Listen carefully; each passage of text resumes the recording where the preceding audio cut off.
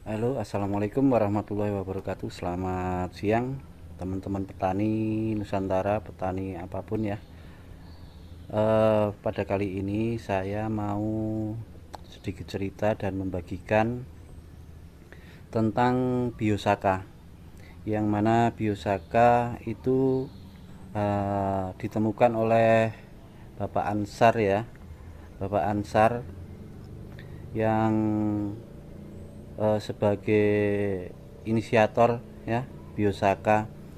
Mohon izin Pak Ansar, saya mengupload video-video tentang biosaka, penemuan dari Pak Ansar, yaitu tujuannya biar teman-teman petani itu tahu ya, teman-teman petani tahu tentang biosaka.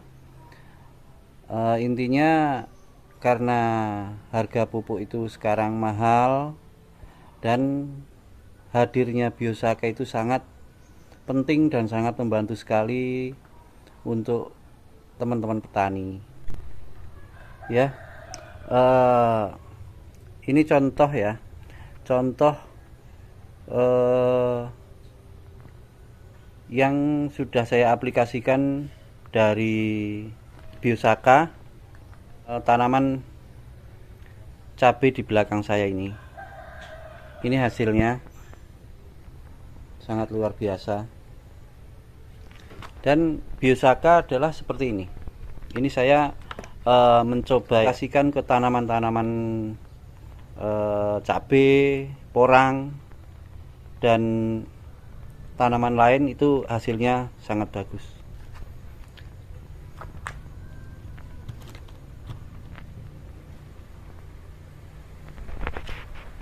Tapi kentalnya punya Pak Sinten? Eci. Oh, berarti itu orang masnya kurang? Ya, kurang lama berarti. Tenaganya kurang. Salam organik. Sahabat tani dan pencinta tanaman, apa kabarnya hari ini? Kami doakan semoga selalu dalam keadaan sehat dan dilancarkan rezekinya, amin. Dalam kesempatan ini saya menambahkan sedikit tentang pembuatan biosaka, yaitu tentang kesalahan-kesalahan penyebab kita gagal dalam pembuatan biosaka. Mari kita bersama-sama simak sampai selesai. Dengan mengetahui penyebab kegagalan ini diharapkan supaya kita tidak gagal dalam membuat biosaka. Penyebab yang pertama kegagalan dalam membuat biosaka yaitu pemilihan bahan. Cara memilih bahan yang benar, nanti akan dijelaskan oleh Pak Ansar, selaku penemu biosaka. Penyebab kegagalan yang kedua yaitu cara meremas bahan. Kita bahas cara meremas bahan ini, karena meremas bahan ini tidak boleh ngasal, ada ketentuan-ketentuan yang harus benar-benar kita perhatikan. Dari pengalaman pribadi, dan menurut petunjuk Bapak Ansar sang penemu biosaka, dalam meremas bahan yang harus diperhatikan adalah sebagai berikut. Meremas bahan harus dilakukan terus-menerus, jangan terhenti sebelum benar-benar jadi, yang ditandakan warna larutan tidak berubah lagi, misalnya dari kuning ke hijau atau berubah ke coklat. Karena apa? Karena bila terhenti atau kita berhenti istirahat kemudian lanjut lagi, ini akan mempengaruhi sifat kimia dalam larutan bahan. Selanjutnya, jangan berpindah-pindah tempat. Karena bila berpindah tempat saat peremasan ini akan mempengaruhi suhu dan udara sekitar, dan ini juga salah satu yang membuat gagal. Penyebab kegagalan selanjutnya yaitu, banyak tangan. Dalam peremasan jangan berganti-gantian, tetap dilakukan satu orang saja sampai selesai. Karena apa? Bila banyak tangan bisa gagal karena masing-masing tangan memiliki suhu yang berbeda-beda. Ini juga akan sangat berpengaruh pada reaksi kimia pada larutan pembuatan biosaka. Kemudian, perlakuan saat meremas bahan, bila tangan kanan meremas tangan kiri memegang dan sebaliknya, supaya bahan tidak terhampur. Meremasnya di dalam air jangan sering diangkat dari dalam air, karena dikhawatirkan terjadi perubahan suhu. Yang harus diperhatikan juga yaitu, meremasnya dengan bertenaga, sabar dan telaten, dan lakukan dengan happy, rileks dan penuh ceria. Kombinasi bahan juga diperhatikan, bila gagal pembuatan dalam kombinasi bahan sebelumnya, maka, di pembuatan selanjutnya kombinasi jenis-jenis bahan kita ganti lagi berbeda dari sebelumnya. Seperti apa ciri-ciri biosaka berhasil dibuat? Ciri-cirinya yaitu, antara air dan larutan bahan warnanya bisa menyatu homogen. Tidak terjadi pengendapan yang merubah air menjadi bening. Lalu ciri-ciri Biosaka gagal dibuat seperti apa? Biosaka gagal bisa dilihat dengan ciri-ciri yaitu, bila dimasukkan dalam botol yang ditutup rapat dalam waktu 3-5 hari terlihat endapan. Air terlihat bening, karena larutan bahan mengendap di bawah. Mengeluarkan banyak gas saat dibuka. Jika penampakannya seperti itu, bisa dipastikan pembuatan Biosaka tidak berhasil, alias gagal. Banyak kawan-kawan bertanya, kapan ramuan Biosaka ini bisa digunakan? Mari kita simak jawaban langsung dari Bapak Ansar sang penemu Biosaka, berikut ini. Bisa digunakan setelah berapa hari? Ini langsung dipakai. Bisa langsung dipakai.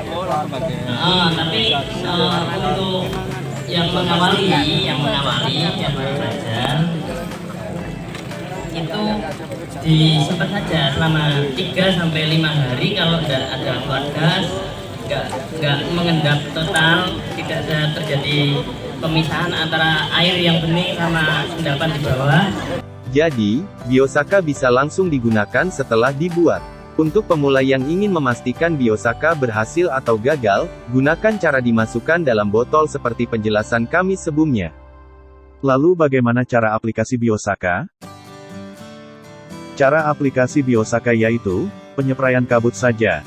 Jarak ujung sprayer minimal 50 cm dari tanaman mengikuti arah angin saja. Ujung sprayer bagus menghadap ke atas. Jangan menyeprai langsung ke daun, cukup kabut saja yang jatuh di daun. Jadi berbeda dengan cara aplikasi POC atau insek. Aplikasi Biosaka tidak boleh sampai basah pada tanaman. Lalu, berapa dosis dalam aplikasi Biosaka ke tanaman? Sebelumnya, kami mohon dukungannya kawan-kawan dengan subscribe dan like. Bersama kita bangun channel ini agar bisa bermanfaat. Terima kasih, semoga menjadi keberkahan, amin. Untuk dosis aplikasi ke tanaman, mari kita simak kembali penjelasan langsung dari Bapak Ansar. Itu kalau seumur jagung itu disemprot berapa kali? Jagung 6 kali. 6 kali. Kalau pada melon, Pak?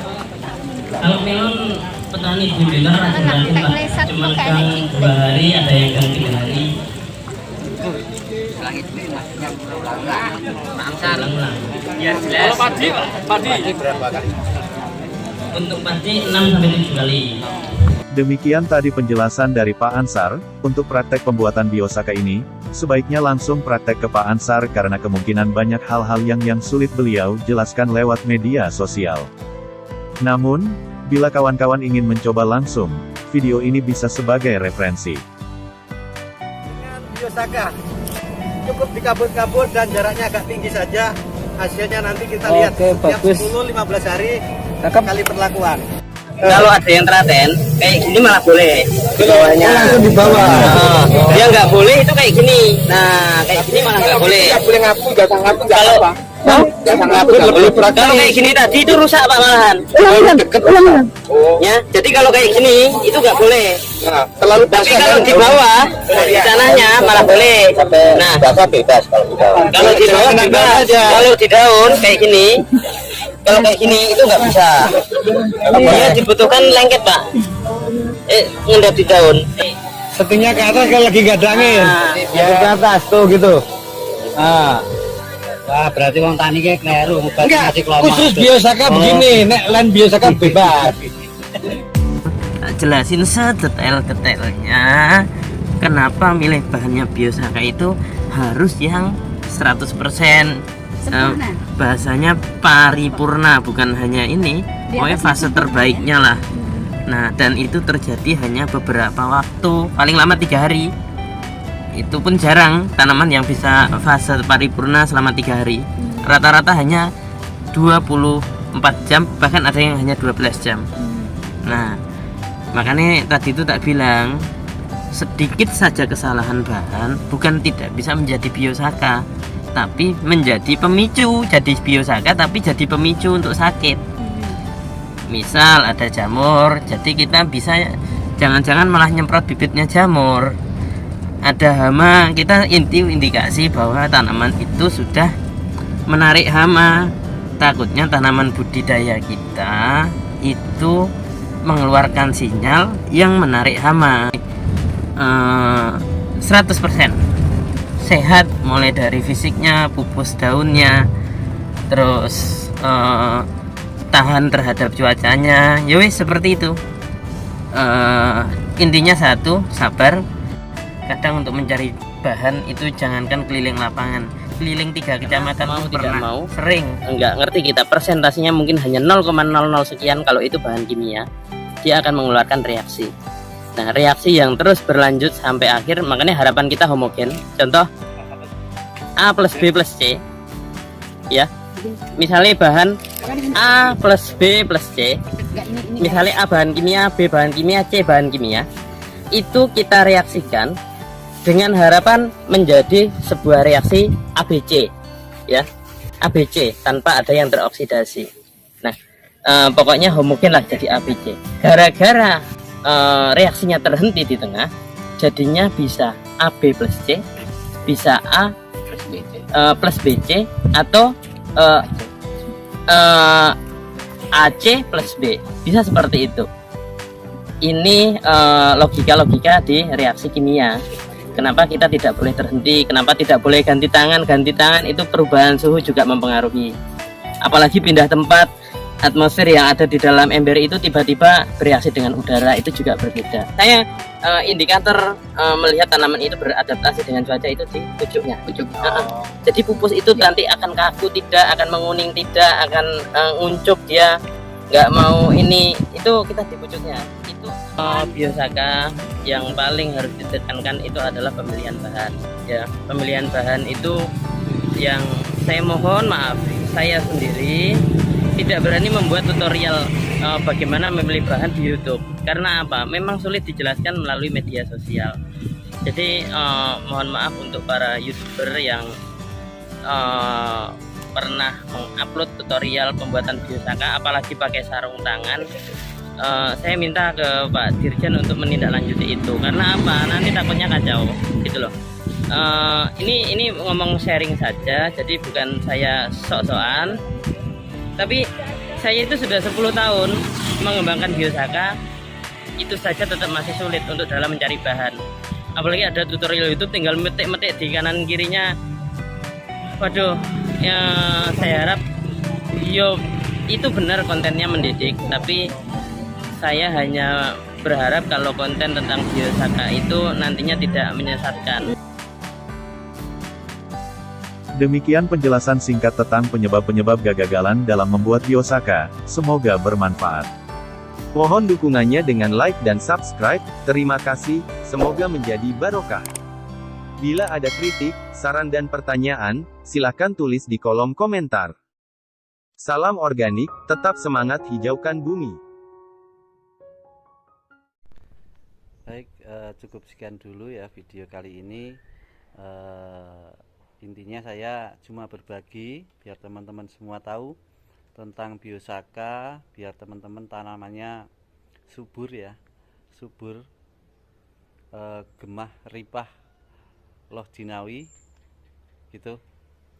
Baik, bagi teman-teman yang baru menemukan channel Skatalun Official, silahkan like, komen, dan subscribe. Jangan lupa bagikan pada teman-teman yang lain, share video ini biar teman-teman semuanya itu tahu, dan semoga bermanfaat. Wassalamualaikum warahmatullahi wabarakatuh. Selamat beraktivitas.